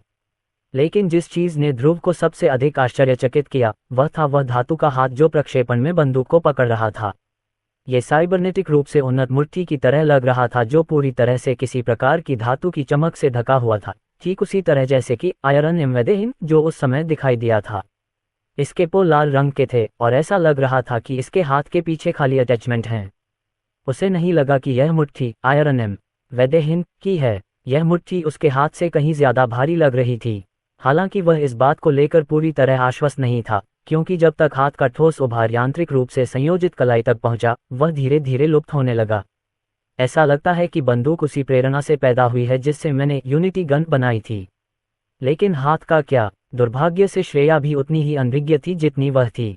अगर उसे और अधिक जानना था तो उसे गॉडफॉर्ज के और टुकड़े लाने होंगे। लेकिन अभी उन्हें यह पता लगाना था कि यह नया प्रक्षेपण क्या कर सकता है। उसकी उंगली वाली बंदूक चमकदार सफेद रोशनी से चमक रही थी और एक ट्रिगर से ही सारी शक्ति एक संकेंद्रित किरण में मुक्त हो जाती थी। यहाँ तक कि जब उसने इस मंत्र के लिए केवल न्यूनतम मात्रा में मैना का उपयोग किया तब भी ध्रुव इसे किसी यादृच्छिक दिशा में लापरवाही से ट्रिगर नहीं करना चाहता था। गॉडफॉर्ज के टुकड़े से अजीब शक्ति इसकी तीव्रता को अज्ञात मात्रा से बढ़ा रही थी, इसलिए उसे इसे ध्यान में रखना पड़ा। कोई लक्ष्य नजर न आने पर ध्रुव ने सीधे अपने सिर के ऊपर निशाना साधा। कम से कम इस तरह से वह जानता था कि कोई भी चीज गलती से नहीं टकराएगी। अध्याय 318 गॉडफॉर्ज प्रगति। जैसे ही उसने अपने हाथ में यूनिटी गन को चालू किया, ध्रुव ने महसूस किया कि उसके सिर के ऊपर बड़ा डीगल उस ओर इशारा करने लगा जहां वह इशारा कर रहा था। भले ही यह धातु की आकृति पूरी तरह से विदेशी और रहस्यमयी ऊर्जा से बनी थी, ध्रुव को किसी तरह इससे जुड़ाव महसूस हुआ, जैसे कि वह इसे अपने हाथ की तरह नियंत्रित कर सकता था। अंततः उसकी उंगली में मौजूद चकाचौंध करने वाली रोशनी चरमोत्कर्ष पर पहुंची, जिससे शुद्ध यूनिटी मान की एक विशाल किरण निकली जिसने वायुमंडल में मौजूद वायुमान को भी नष्ट कर दिया। इसकी गति प्रकाश जितनी तेज थी जो लगभग तुरंत ही ऊपर आसमान तक पहुंच जाती थी। ध्रुव जैसे साधारण मनुष्य के लिए यह संभव नहीं था। पूरा आकाश अंधकार में हो गया क्योंकि यूनिटी गन ने प्रकाश के रूप में वातावरण में ऊर्जा जारी करना जारी रखा। फिर कुछ सेकंड बाद किरण धीमी हो गई और उसकी उंगली से केवल सफेद धुआं निकल रहा था। कुछ सेकंड बाद बंदूक की धातु जैसी आकृति धीरे धीरे धुएं की तरह गायब हो गई और इस बात का कोई निशान भी नहीं बचा कि वह पहले अस्तित्व में थी। ध्रुव ने अपने हाथों की ओर देखा और गर्दन चटका दी। यूनिटी गन के सशक्त रूप के अलावा उसने गॉडफॉर्ज पीस या धातु के भूत से कोई अन्य प्रभाव नहीं देखा, जिससे ईमानदारी से कहें तो वह काफी निराश हुआ। उसे अपने सिर के ऊपर विशाल बंदूक से बहुत उम्मीदें थीं, लेकिन दुर्भाग्य से यह उसे कूल दिखाने के अलावा उसके लिए कुछ नहीं कर पाए। तो क्या ये प्रक्षेपण बस इतना ही है? एक प्रक्षेपण। तभी अचानक श्रेया ने उसकी आंखों के सामने उसे एक सूचना दी। गॉडफॉर्ज प्रगति 3%। यदि मैं इतना साहस दिखा सकूं तो इस छोटे से प्रयोग से एक अनुमान लगाया जा सकता है। ध्रुव ने अपने निजी सहायक से किसी भी तरह की जानकारी का स्वागत किया। हाँ, इस सब पर आपके क्या विचार हैं? जिस प्रक्रिया से आपने यूनिटी गन का इस्तेमाल किया वह बिल्कुल वैसी ही थी जैसी आपने पहली बार इस्तेमाल की थी। हालांकि दोनों प्रयासों से जो धातु की आकृतियां दिखाई दी वे एक दूसरे से बिल्कुल अलग थीं। ये सच है, मैं भी धातु वाली महिला को देखने की उम्मीद कर रहा था। यदि आप धातु की महिला को किसी प्रकार के भगवान या देवी के रूप में मानते हैं जो मूल गॉडफॉर्ज से घनिष्ठ रूप से जुड़ी हुई है, तो यह मान लेना सुरक्षित है कि उसने अपनी कुछ चेतना को गॉडफॉर्ज के टुकड़े में संग्रहित किया होगा जो अभी आपके दिल में है। और चूंकि वह केवल तभी प्रकट हुई जब आपने यूनिटी गन जैसे यूनिटी संचालित मंत्र का उपयोग किया, तो यह निष्कर्ष निकाला जा सकता है कि यूनिटी की उपस्थिति को महसूस करने के बाद उसकी चेतना का एक हिस्सा किसी तरह उसकी नींद से जाग गया था। ये बिना सबूत के नहीं है। आखिरकार यूनिटी मैना के बारे में रिकॉर्ड हैं, सभी 8 मौलिक मैना का गठबंधन गॉड फोर्ज में, जिससे आपने रघुनाथडम में संपर्क किया था। प्राचीन बौने उस शक्ति का उपयोग करने और भौतिकी के नियमों को बदलने में सक्षम थे। श्रेया के तर्क को मानते हुए ध्रुव ने सिर हिलाया। उसने पूछा, तुम्हारी बात क्या है? आपके सिर के ऊपर दिखाई देने वाली धातु की प्रेत शायद अपनी असली शक्तियां दिखाने में सक्षम न हो, क्योंकि वह ऐसा करने के लिए पर्याप्त शक्तिशाली नहीं है। आपके दिल पर लगा गॉडफोर्ज का छोटा सा टुकड़ा उस अजीब प्रेत को पूरी तरह से प्रकट करने के लिए पर्याप्त नहीं है। ये धातु वाली महिला के शब्दों के अनुरूप होगा। मुझे बनाओ। कुछ सोचने के बाद ध्रुव श्रेया की सोच से सहमत हो गया। गॉडफोर्ज के बारे में सच्चाई जानने का एकमात्र तरीका उन सभी को इकट्ठा करना और उन्हें एक साथ जोड़कर प्राचीन काल के मूल अवशेषों को फिर से बनाना था। शुक्र है वह जानता था कि उन्हें कहां से प्राप्त करना है। इस बीच बास्टर्ड बैंडिट्स के ठिकाने पर वानो और बाकी डाकुओं ने जंगल में अपनी तैयारियां पूरी कर ली थीं। अब उनके सामने जो समस्या थी वह थी रीबॉर्न कंपनी के बारे में जानकारी प्राप्त करना। हमारे स्काउट्स ने क्या कहा? वानो ने अपने गायब हुए दाहिने हाथ के ढेले को सहलाते हुए पूछा। उनके एक अधिकारी ने डाकुओं के एक समूह का नेतृत्व किया जो गोपनीयता, चुपके और गति में माहिर थे। वानो ने उन्हें रीबॉर्न कंपनी पर जासूसी करने के लिए चुना था ताकि पता लगाया जा सके कि वे कहाँ हैं या वे वर्तमान में क्या कर रहे हैं। केवल इस जानकारी के साथ ही वे जंगल में उन पर सफलतापूर्वक घात लगा सकते थे। दुर्भाग्य से ये सरल कार्य प्रकृति में बहुत कठिन साबित हुआ। भले ही उन्होंने ये कार्य पहले हजारों बार किया था और बहुत ज्यादा शक्तिशाली विरोधियों के साथ, डाकू स्काउट्स ने पाया कि वे रीबॉर्न के बारे में कोई सटीक जानकारी प्राप्त करने में असमर्थ थे। हमने उन्हें अपने गोल्डन रोड को दाहिने बॉस वानों की ओर मुड़ते देखा। वे हमारे घात लगाने की आशंका कर रहे थे, स्काउट्स में से एक ने विश्वासपूर्वक बताया। फिर भी वानो इससे खुश नहीं था। क्या आप निश्चित हैं? क्योंकि हमारे पिछले स्काउट्स ने कहा था कि वे अपना मार्ग बाईं ओर मोड़ रहे थे, और उससे पहले के स्काउट्स ने मुझे बताया था कि वे अपना मार्ग बिल्कुल भी नहीं बदल रहे थे। क्या कोई मुझे बता सकता है कि क्या सच है? डाकू स्काउट चुप हो गए। वे भ्रमित थे क्योंकि उन्होंने इसे देखा था अपनी आंखों से। उन्होंने खुद से ये भी सोचा कि रीबॉर्न पर जासूसी करना काफी आसान था क्योंकि रीबॉर्न निर्माण के बीच कोई सुरक्षा नहीं थी। श्रमिक वानो ने निराशा से अपना सिर हिलाया। इसका मतलब है कि हमने रीबॉर्न को कमाका, उसने कहा। उनके बीच कोई न कोई जादूगर जरूर होगा, और एक अच्छा जादूगर भी होगा। एक तो वह भी। हम अपने भ्रम भंग करने वाले जादूगर बॉस वानो को भेजेंगे, अधिकारियों में से एक ने कहा। अच्छा, डाकू नेता ने उत्तर दिया। लेकिन उन्हें पता नहीं था कि इन भ्रमों को तोड़ने की उनकी कोई भी कोशिश पहले ही विफल हो चुकी थी। आखिरकार रीबॉर्न की परछाइयां पहले से ही अस्तित्व में मौजूद हर एक बास्टर्ड बैंडिट से जुड़ी हुई थीं। उन्हें पता था कि उन्हें क्या करना है और उन्होंने पहले से ही योजना बना ली थी। जोनिन या हाई शैडोज ऑफ रीबॉर्न को मिशन के लिए नियुक्त किया गया था। उनके भ्रम कौशल शीर्ष पायदान पर थे, खासकर तब जब उनमें से लगभग सभी के पास बी से ए था कक्षा प्रतिभा। इतना ही नहीं, बल्कि अभिजात छाया बल के सदस्यों में से एक को स्वयं डाकू नेता को सौंपा गया था। तभी उनकी गुफा के अंदर एक डाकू के कदमों की आवाज सुनाई दी। वह आदमी बिना किसी परवाह के दूसरे डाकुओं के बीच से भागा, यहां तक कि कुछ बक्से भी गिरकर टूट गए। लेकिन उसे कोई परवाह नहीं थी। वह सिर्फ डाकुओं के सरदार वानो के पास जाना चाहता था और उसे यह जरूरी खबर बताना चाहता था। बॉस वानो, डाकू ने सांस लेने की कोशिश करते हुए कहा। वानो ने उस आदमी को जंगल की परिधि के साथ साथ गार्डों में से एक के रूप में पहचाना, और अगर वह वहां से यहां तक भागा था तो चीजें निश्चित रूप से होनी चाहिए वास्तव में अत्यावश्यक है। यह क्या है? वे यहाँ हैं, वन रक्षक डाकू ने अचानक कहा। वह यहाँ है। और इससे पहले कि वानो ये स्पष्ट कर पाता कि वह किस बारे में बात कर रहा था, उसका प्रवेश हुआ। उनकी गुफा में अचानक विस्फोट हो गया। उसने देखा कि प्रवेश द्वार की रखवाली कर रहे डाकू गुफा के अंदर उड़ गए और दीवारों पर गिर गए। वानो ने प्रवेश द्वार से एक चमकदार रोशनी टिमटिमाती देखी, जिसमें एक स्त्री की छाया धीरे धीरे अंदर चली आ रही थी। उसके कदम ऐसे थे जैसे कोई विशालकाय हाथी उसके दिल पर रौंद रहा हो। भले ही वह उसने उसे अभी तक नहीं देखा था, वह जानती थी कि वह कौन थी। ये जगह गीली और गंदी है। मुझे यकीन नहीं होता कि तुम लोग यहाँ रहते हो, एक महिला की आवाज प्रतिध्वनित हुआ। वह कोई और नहीं बल्कि फ्लेरेकॉप की तीसरी कमान वाली ब्लेजेल ऑस्कॉप थी स्वयं। अध्याय 319 ब्लेजेल का रोष फ्लेरेकॉप की उग्र महिला बास्टर्ड बैंडिट्स के ठिकाने पर ऐसे पहुंची जैसे उसे अपनी कदकाठी पर पूरा भरोसा हो। उसकी ठोड़ी हमेशा ऊपर की ओर उठी हुई थी, मानो वह उन सभी बास्टर्ड बैंडिट्स को देख रही हो जो उसकी ओर देखने की हिम्मत कर रहे थे। उसके नारंगी ज्वलंत कवच ने उसके शरीर के वक्रों को और भी उभार दिया, और कवच का उद्देश्य केवल सुरक्षा के लिए होने के बावजूद महिला की पोशाक में कई रणनीतिक स्थानों पर कुछ भाग गायब थे, जिससे वास्तव में उसका पूरा पहनावा और भी अधिक फैशनेबल हो गया। मिस ब्लेजेल, मुझे नहीं पता था कि आप इतनी जल्दी हमारे बेस पर आने वाली हैं।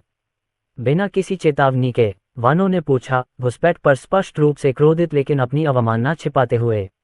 मैं क्यों नहीं आ सकता? ब्लेजेल ने कंधे उचकाते हुए कहा, यह भी भविष्य में फ्लेरेकॉप के साम्राज्य का हिस्सा होगा। मैं यहाँ सिर्फ ये सुनिश्चित करने के लिए हूँ कि यह जगह मेरे चचेरे भाई के मानक के अनुरूप हो। वह इस तरह की चीज़ों के लिए काफ़ी सख्त है, आप जानते हैं। मैं यहाँ आकर आप पर एक एहसान कर रहा हूँ। मैं यहाँ के सारे कचरे को फिर से व्यवस्थित करने और साफ करने में आपकी मदद कर सकता हूँ। वानो और बाकी बास्टर्ड बैंडिट्स ने अपने दांत पीस लिए। महिला स्पष्ट रूप से उनके जीवन के तरीके का अपमान कर रही थी। फिर भी वे उसे कुछ भी जवाब नहीं दे सके। तुम सब यहाँ क्यों खड़े हो? ब्लेजेल ने पूछा, उन सभी डाकुओं को देखते हुए जो बस उसे घूर रहे थे और कुछ भी उत्पादक नहीं कर रहे थे। चॉप चॉप, मैं क्वींस क्षेत्र के दक्षिणी सिरे की संपूर्ण सफाई करने जा रहा हूं ताकि यह फ्लेरेकॉप की महिमा के लिए तैयार हो सके। उसकी आंखों में उन्माद की झलक थी, फिर भी यह स्पष्ट था कि वह अपनी बातों पर पूरी तरह से विश्वास करती थी। वह वास्तव में मानती थी कि फ्लेरेकॉप का जीतना सभी के लिए बेहतर है। वानो सिर्फ अपने दांत पीस सकता था। उसे यह बात साफ तौर पर पसंद नहीं थी, लेकिन वह इस बारे में कुछ नहीं कर रहा था।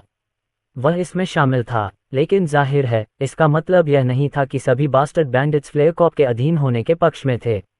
वे इस विचार के खिलाफ थे, लेकिन जानते थे कि ब्लेजेल जैसे किसी व्यक्ति का गुस्सा भड़काना बेवकूफ़ी होगी। इसलिए वे अपनी कुंठा को टिप्पणियों के माध्यम से व्यक्त कर देते हैं। छी, रिबॉर्न से छुटकारा पाने के लिए शुभकामनाएं, डाकुओं में से एक ने बड़बड़ाया। हालांकि वहां बहुत से अन्य लोग धीमी आवाज में बात कर रहे थे, लेकिन यह विशेष वाक्य इतना जोरदार था कि यह पूरी गुफा में गूंज गया और अंततः फ्लेरेकॉप महिला के कानों तक पहुंच गया। वह क्या था? उसने पूछा, अपनी निगाहें हर जगह घुमाते हुए। ये रिबॉर्न के बारे में क्या है? बास्टर्ड बैंडिट्स सभी एक दूसरे को देखकर भ्रमित हो गए। उन्होंने सोचा होगा कि उसके जैसी सक्षम महिला क्वींस क्षेत्र के दक्षिणी सिरे पर इस समय हो रही सबसे बड़ी घटना के बारे में जानती होगी। उन्होंने विशेष रूप से सोचा होगा कि ग्राफ्टेड क्लस्टर के कब्जे के लिए सार्वजनिक रूप से उन्हें पराजित करने के बाद फ्लेरेकॉप इस कंपनी पर ध्यान देगा। यह विशेष कहानी समाचार पत्रों में तब छपी जब घटना के बचे हुए लोगों ने इस बारे में बात करना शुरू किया। उन्होंने सार्वजनिक रूप से बताया कि कैसे उन्हें एक जलते हुए गोले में कैद कर दिया गया था, जिससे वे बाहर नहीं निकल सकते थे और उन्हें भोजन के लिए केवल स्वाधीन फ्लेरेकॉप उत्पादों का सेवन करने के लिए मजबूर किया गया था। इससे फ्लेरेकॉप के लिए लोगों की धारणा कम हुई, लेकिन रिबॉर्न कंपनी के लिए यह धारणा बढ़ गई। कम से कम यहाँ निचले क्वींस क्षेत्र में। आप रिबॉर्न कंपनी के बारे में नहीं जानते? वानो ने ब्लेजेल से पूछा। वह कौन या क्या है? महिला सचमुच जिज्ञासु लग रही थी। एक डाकू ने कहा, वे गोल्डन 500 में 450वीं रैंक वाली कंपनी हैं। लेकिन ये पुरानी खबर है। भोला इंक और भूषण इंक को अपनी सहायक कंपनियों के रूप में शामिल करने के बाद उनकी रैंकिंग में एक और बढ़ोतरी होने वाली है। दोनों ही शीर्ष 500 में हैं, इसलिए वे निश्चित रूप से दोहरे अंकों में ऊपर जाएंगे, एक अन्य डाकू ने कहा। इससे ब्लेजेल और अधिक भ्रमित हो गई। वानो ने बताया, अंगोरा सिटी और ग्राफ्टेड क्लस्टर्स में उनकी सबसे बड़ी बाजार हिस्सेदारी है। यही वह समय था जब ब्लेजेल ने डाकू नेता की ओर देखा। लेकिन यह असंभव है। हमने ग्राफ्टेड क्लस्टर पर विजय प्राप्त कर ली है। अग्नि ने हमें आश्वासन दिया है कि इस स्थान पर हमारा कोई प्रतिस्पर्धी नहीं है। आप निश्चित रूप से गलत हैं, ब्लेजेल ने इनकार में अपना सिर हिलाते हुए कहा। मुझे नहीं पता कि तुम्हें क्या बताऊं, वानो ने कहा। बस खुद ही देख लो। उसने उसके पैरों में अखबारों का एक बंडल फेंका, जिसे खोलने पर उसे अखबार का पहला पृष्ठ दिखाई दिया। रिबॉर्न ने ग्राफ्टेड क्लस्टर को मुक्त किया। फ्लेरेकॉप को बाहर किया गया। उसने जमीन से अखबार उठाया और उसे पढ़ना शुरू किया। उसकी आंखें चौड़ी हो गईं क्योंकि रिपोर्ट में लिखे शब्द अग्नि द्वारा मीटिंग में बताए गए शब्दों से बिल्कुल अलग थे। नहीं, ब्लेजेल ने बड़बड़ाते हुए कहा, उसकी आवाज़ लगभग गुर्राहट जैसी थी।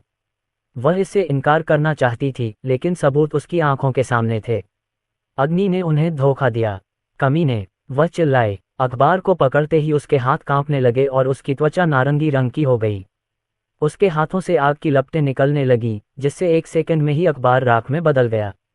उसे समझ नहीं आ रहा था कि किस बात पर गुस्सा करे।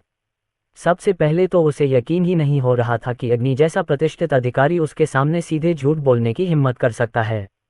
वह चूहा कमीना, वह अपने मिशन में असफल हो गया होगा और उसने अपनी गंदगी साफ करने के लिए मुझे छोड़ दिया होगा। उसके मन में अग्नि द्वारा रिबॉर्न कंपनी का उल्लेख न करने का कारण ये था कि वह अपने कार्य में असफल रहा था, न कि इसलिए कि उसने कंपनी के साथ विश्वासघात किया था। आखिरकार वह फ्लेरेकॉप जैसी शानदार कंपनी से मुंह मोड़ने का कोई उचित कारण नहीं सोच सकी, और इसी गर्व के कारण वह इस तथ्य पर विचार करने में विफल रही कि अग्नि एक गद्दार बन गया है। अगर वह ऐसा करती तो वह बैचरॉक टाउन में अपने साथी अधिकारियों को चेतावनी दे सकती थी और उसे देशद्रोह के लिए मृत्युदंड दिलवा सकती थी। दुर्भाग्य से उसके और फ्लेयरकॉप के बाकी सदस्यों के लिए अग्नि कीचड़ देवता कहलाने वाले व्यक्ति का एजेंट बनकर रह जाएगा, उसकी छाया में उसके आदेश का पालन करेगा। अंधकार। इस बीच ब्लेजेल को अपने अंदर तीव्र क्रोध और गुस्सा महसूस हुआ, जो सतह पर उबल रहा था। अग्नि के चेहरे के बारे में सोचते ही उसका खून खौल उठा। भाप, ग्राह, वह गुफा में चिल्लाए, उसकी आवाज वहां भी गूंजी। उसकी वानों और बास्टर्ड बैंडिट्स अपनी स्थिति में बंद रहे, जबकि ब्लेजेल ने अपनी कुंठाओं को बाहर निकाला। पागल औरत पूरी ताकत से चिल्लाई और अपना पैर जमीन पर पटकने लगी। गुस्से से जमीन पर गिर गया। ये सब कुछ सेकंड तक चलता रहा, फिर वह चुप हो गई। जब उन्हें लगा कि अब वह शांत हो जाएगी, तभी ब्लेजेल ने उसे बाहर निकाल लिया। उसने तलवार को म्यान से निकाला और हवा में ऊपर उठा लिया। अचानक हवा गर्म और सघन हो गई। वानों और बाकी डाकुओं को लगा कि हवा ब्लेजेल के इर्द गिर्द घूम रही है, जैसे कि वह किसी बवंडर की आंख में हो। ब्लेजेल की परछाई टिमटिमाने लगी, क्योंकि उसका शरीर अपनी ही आग से चमकने लगा था। जब वह इस उत्पात पर लगी रही तो एलीट शैडो ऑक को उस पर नजर रखने का काम सौंपा गया। अचानक उसे एक अजीब सी ताकत महसूस हुई जो उसे उसके पैरों से दूर धकेल रही थी। यह ऐसा कुछ नहीं था जो उसने पहले कभी महसूस किया था, और इससे पहले कि वह कुछ समझ पाता, उसकी लघु एकता रक्षा सक्रिय हो गई और उसने पीछे हटाना शुरू कर दिया। आग। फिर भी शैडो ओरे केवल चौड़ी आंखों से देख सकता था, क्योंकि उसकी सबसे बड़ी रक्षा ब्लेजेल की आग से छिन्न भिन्न होने लगी थी। अध्याय 320 दिवाइलिट शैडो ऑक का निंजा होने का गर्व भड़क उठा, जिससे वह ब्लेजेल के क्रोध की आग और रोशनी से लड़ना चाहता था। वह अपनी सारी ताकत इकट्ठा करना चाहता था और लेसर यूनिटी डिफेंस को बनाए रखना चाहता था, जिसने उसे अब तक सुरक्षित रखा था। लेकिन हैरानी की बात यह है कि उसकी सुरक्षा धीरे धीरे कम होती जा रही थी। जैसे जैसे ब्लेजेल के शरीर में आग और भी तेज होती गई, ये केवल समय की बात थी जब उसकी रक्षा करने वाली अदृश्य प्रिज्मीय ढाल में एक छेद हो गया। यह आदर्श नहीं होगा। आखिरकार जिस कारण से वे दूसरों की छाया में छिपकर घूमने में सक्षम थे, उसका एक कारण लेसर यूनिटी डिफेंस था जो उनके शरीर में स्वाभाविक रूप से था। ये किसी भी जादुई स्कैन या जांच को नष्ट या निष्प्रभावी करने में सक्षम था जो अन्यथा उन्हें खोज सकता था। और अगर उसका लेसर यूनिटी डिफेंस टूट गया तो इस बात की बहुत संभावना थी कि ब्लेजेल उसे खोज ले और इसलिए शैडोज ऑफ रीबॉर्न की मौजूदगी का पता लगा ले। ऐसा किसी भी कीमत पर नहीं हो सकता। उसे एक विकल्प चुनना था। एलीट शैडो ऑक ने अपना पद छोड़ने का फैसला किया, जिससे ब्लेजेल की अपनी छाया ही रह गई। और सुरक्षा के लिए उसने बास्टर्ड बैंडिट्स के ठिकाने में मौजूद अन्य छायाओं को इशारा किया कि वे उसके साथ चले जाएं और जोखिम न लें। संयोग। ब्लेजेल की शक्ति ऐसी नहीं थी जिसकी उन्हें उम्मीद थी, जिसका मतलब था कि यह ऐसी चीज नहीं थी जिसे वे माप सकें। अगर ये लेसर यूनिटी डिफेंस को इस तरह जला सकता है, तो एक मौका था कि वह शैडोज ऑफ रीबॉर्न के बारे में सच्चाई का पता लगा सकती थी। लगभग 100 चुनिन मध्य छाया, 50 जोनिन उच्च छाया और 2 अभिजात छाया बल के सदस्य बास्टर्ड बैंडिट्स के ठिकाने से पीछे हट गए, यहां तक कि एक छाया क्लोन भी पीछे नहीं छोड़ा। ये शैडोज ऑफ रीबॉर्न की पहली विफलता होगी। भले ही वे किसी को भी उनके वहां होने का पता लगने से पहले ही सफलतापूर्वक पीछे हट गए, लेकिन एलीट शैडो फोर्स के सदस्यों को लगा कि उन्होंने ध्रुव को विफल कर दिया है, क्योंकि वे ये पता लगाने में सक्षम नहीं थे कि ब्लेजेल उस तरह की शक्ति का उत्सर्जन कैसे कर सकता है। यह एक ऐसी शक्ति थी जिसे उनका अपना मन भी नहीं समझ सकता था। ऐसा लगता था जैसे ये कोई अलग ही शक्ति थी, कुछ अलग, कुछ विदेशी। और इससे पहले कि शैडोज वास्तव में चले जाते, एलीट शैडो ऑक ने एक नज़र ब्लेजेल पर डाली। उसका शरीर ऐसे चमक रहा था मानो उसकी त्वचा में आग लगी हो। उसके गुस्से की रोशनी ने गुफा के अंदर किसी भी छाया को बनने नहीं दिया, जिससे हर डाकू आंखें सिकोड़ रहा था, क्योंकि वह इतनी ज्यादा गर्म हो गई थी कि वे उसे देख नहीं पा रहे थे। ग्रा। ब्लेजेल आखिरी बार चिल्लाए, उसकी चीख रुकी और उसने अपना सारा गुस्सा गुफा पर निकाल दिया। और इससे पहले कि पूरा स्थान इतनी तेज रोशनी से जगमगा उठता, वानो और ब्लेजेल के नज़दीकी डाकुओं ने अचानक उसके सिर के ऊपर एक रहस्यमयी आकृति को प्रकट होते देखा। ऐसा लगा जैसे आग का असली रूप नीचे उतर आया हो और ब्लेजेल को सूरज से भी ज्यादा तेज जलने की शक्ति दे दी हो। freewebnoel.com और उसकी चीख के अंत में धीरे धीरे प्रकाश और आग शांत हो गई। ब्लेजेल का शरीर धीरे धीरे धुंधला होने लगा, क्योंकि वह अपनी सांसों को संभालने की कोशिश कर रही थी। उसके शरीर पर हावी होने वाली अजीब शक्ति भी गायब होने लगी और उसके पैरों के चारों ओर सिर्फ जलने के निशान रह गए। कुछ बदकिस्मत डाकू जो उसके बहुत करीब आ गए थे, उनके शरीर पर कई जगह जलने के घाव हो गए। लेकिन डाकुओं के नेता वानो को इसकी कोई परवाह नहीं थी। वह ब्लेजेल के सिर के ऊपर खाली जगह को देखता रहा। वहां कुछ भी नहीं था, फिर भी वानो को यकीन था कि उसने किसी तरह की प्रेत या किसी तरह की आकृति को उसके ऊपर आते देखा था। और आंखें सिकोड़ने के बावजूद उसकी अवलोकन शक्ति ने उसे यह पता लगाने में मदद की कि ब्लेजेल की प्रकाश की जबरदस्त शक्ति किसी और से नहीं बल्कि उसके ऊपर दिखाई देने वाली रहस्यमयी आकृति से आ रही थी। ये वह ज्वलंत आकृति थी जो उसके द्वारा उत्सर्जित समस्त गैरमना शक्ति का स्रोत थी। हाँ, ब्लेजेल ने हौंफते हुए कहा, लानत है उस अग्नि पर। उसने मुझे अपना फोन बुलवाया देवा। उसने अपनी दृष्टि में रेपियर को उठाया, ब्लेड और उसके नारंगी हैंडल को किसी भी तरह के नुकसान के संकेतों के लिए देखा। जब उसने नकल गार्ड के निचले हिस्से पर हल्का सा जलने का निशान देखा तो उसने अपने दांत पीस लिए। जिज्ञासा से अभिभूत होकर वानो बोल पड़ा, मिस ब्लेजेल, वह क्या था? उसने सावधानी से पूछा। फ्लेकॉप की महिला ने कमरे में चारों ओर देखा और पाया कि डाकू उसे बिल्कुल अलग नजर से देख रहे थे। उस समय वे उसे तिरस्कार और उपहास से घूर रहे थे। फ्लेकॉप की तीसरी कमान के रूप में उसके कद के प्रति कोई सम्मान नहीं था, लेकिन अब वह सिर्फ डर और बेचैनी से भरी निगाहें ही देख पा रही थी। वे तथाकथित दिवा से बुरी तरह डरे हुए थे जिसे उसने बुलाया था, और उसमें जो अज्ञात शक्ति थी वह उस शक्ति से बिल्कुल अलग थी जिसे वे अपनी पूरी जिंदगी से जानते थे। उसके सिर के ऊपर उस ज्वलंत आकृति की छवि हमेशा के लिए उनके मन में अंकित हो जाएगी। अब तुम्हें मेरी जैसी महिला की असली ताकत का एहसास हुआ, ब्लेजेल ने ठहाका लगाते हुए कहा। तुमने जो देखा उसे दिवा कहते हैं। यह ऐसी चीज नहीं है जिसे तुम में से कोई भी अपने लिए पा सकता है। ये सिर्फ मैग्नेटिक्स या मेरे जैसे चुनिंदा लोगों के लिए ही आरक्षित है। अब तक तो आपने ये नोटिस कर ही लिया होगा, मेरी शक्ति ऐसी नहीं है जिसे आप पहचान भी सकें। यह मन से बिल्कुल अलग है, जिसका मतलब है कि आपके तुच्छ भौतिक और रहस्यमय कला मंत्र मेरे जैसे किसी को नहीं हरा सकते। इसीलिए हम श्रेष्ठ हैं। फ्लेकॉप श्रेष्ठ है, इसे अपने दिमाग में बिठा लो। अगर तुम हमारी कंपनी के सामने आत्मसमर्पण कर दोगे तो शायद भविष्य में तुम भी इस शक्ति का इस्तेमाल कर सकोगे। उसके अंतिम शब्दों ने इन कमीने डाकुओं में सदमे और लालसा की लहर दौड़ा दी। उस शक्ति, उस दिवा को पाने के प्रलोभन ने एक अकेले डाकू के रूप में उनके अभिमान को हरा दिया और उन्हें अंततः फ्लेकॉप के अधीन होने को स्वीकार करने की अनुमति दी। यदि तुम कमीने डाकुओं ने क्वींस क्षेत्र के दक्षिणी सिरे पर विजय प्राप्त करने में हमारी मदद की तो हम तुम्हें एक मौका देंगे। अगर आप रिबॉर्न कंपनी को उखाड़ फेंकने में हमारी मदद करते हैं तो हम जांच करेंगे कि क्या आप खुद मैग्नेटिक हैं, और अगर वह परीक्षण सफल होता है तो आपको एक अमूल्य पुरस्कार दिया जाएगा। हमारे राजा द्वारा खजाना। तुम्हें भी एक गॉडफोर्ज टुकड़ा दिया जाएगा जैसा कि मुझे दिया गया है। ब्लेजेल ने अपनी छाती में कवच को थोड़ा सा फाड़ दिया, जिससे एक शल्य चिकित्सा का निशान दिखाई दिया जो पूरी एक उंगली की लंबाई तक फैला हुआ था। एक बार जब आप इस प्रक्रिया से गुजर चुके होंगे तो आप अपनी खुद की दीवार को जगा सकते हैं। ब्लेजेल ने अपनी तलवार को हवा में उठाते हुए चिल्लाया। अचानक उसके ऊपर एक सुलगती हुई आग भड़क उठी, जिससे लपटों और नरक की एक अनाकार आकृति बन गई। इस प्रेत की न तो आंखें थीं और न ही चेहरा, बस एक सिर, एक ऊपरी शरीर और दो जलती हुई बिना हाथ वाली भुजाएं थीं। इस दिवा की असली शक्ति को केवल मित्रिल अवशेष का उपयोग करके नियंत्रित किया जा सकता है, ब्लेजेल उसने अपनी तलवार हवा में लहराते हुए कहा। और परिणामस्वरूप उसके ऊपर ज्वलंत प्रेत ने अपनी भुजाएं उठाईं और उसकी गतिविधियों पर नजर रखी। लेकिन कोई भी मित्रिल अवशेष नहीं। इसे पुराने की आत्मा के साथ जोड़ा जाना चाहिए, या जिसे आमतौर पर पुराने तेल के रूप में जाना जाता है। उस नाम को पहचान कर वानों की आंखें चौड़ी हो गईं। यह एक बहुत ही विदेशी और दुर्लभ घटक था जो केवल पृथ्वी की सबसे गहराई में पाया जाता था। समुद्र केवल महासागर राजा और उसके क्षेत्रों द्वारा वितरित किया जाता है।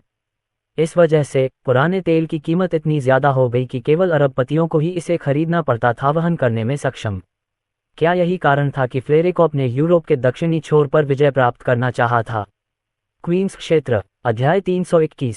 डाकुओं का डर। पहले तो उनमें से लगभग सभी अपने समूह को फ्लेयर कॉर्प में शामिल करने के पूरी तरह खिलाफ थे, लेकिन अब जब उन्होंने देखा कि ब्लेज़ेल क्या करने में सक्षम है, फ्लेयर कॉर्प क्या करने में सक्षम है, तो उन्हें समझ में आ गया कि सीधे युद्ध में उनके खिलाफ उनके पास कोई मौका नहीं है।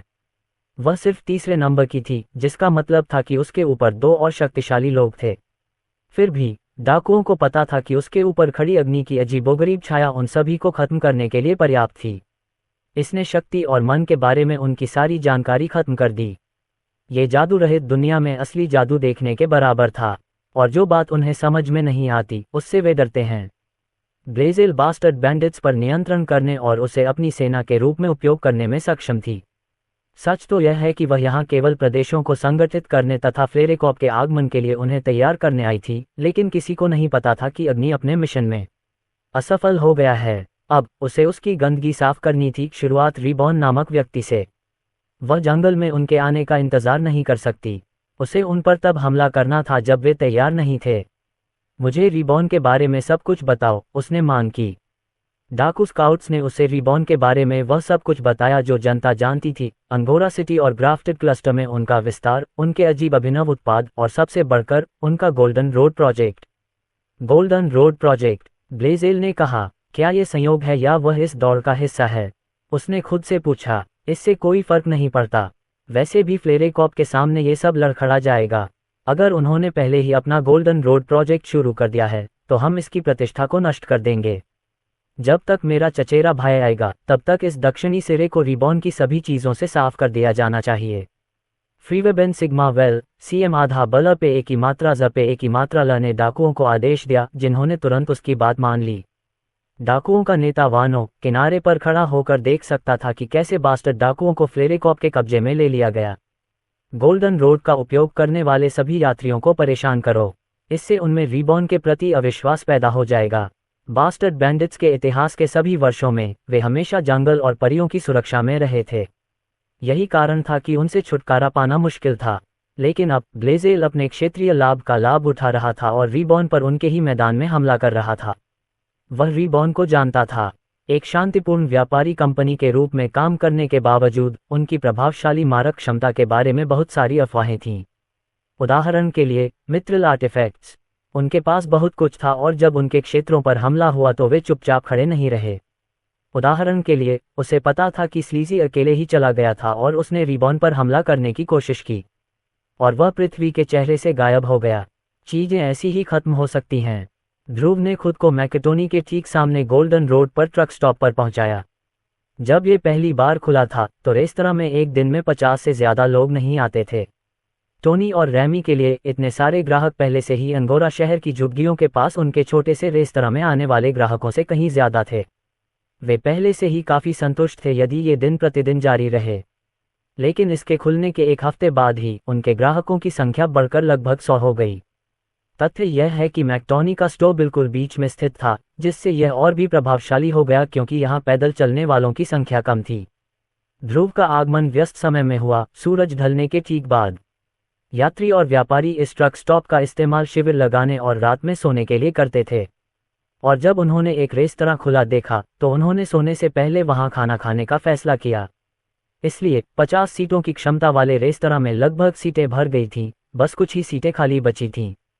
ध्रुव अंदर गया और उसने देखा कि टोनी और उसके रसोई कर्मचारी कड़ी मेहनत कर रहे थे। वे बर्तनों को हिला रहे थे और आग की लपटें उनके सिर तक पहुंच रही थीं।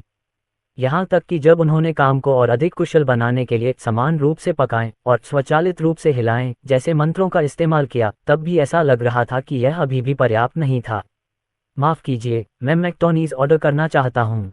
काउंटर पर बैठे ग्राहकों में से एक ने शेफ का ध्यान आकर्षित करने के लिए चिल्लाते हुए कहा। तभी उसने देखा कि एक छोटा लड़का एक छोटे से स्टूल का उपयोग करके उसकी आंखों के स्तर पर आ रहा है। ठीक है सर, रैमी ने प्यार से कहा। मुझे खेद है, लेकिन आपको अपने ऑर्डर के लिए 15 मिनट तक इंतजार करना होगा। क्या ये ठीक है?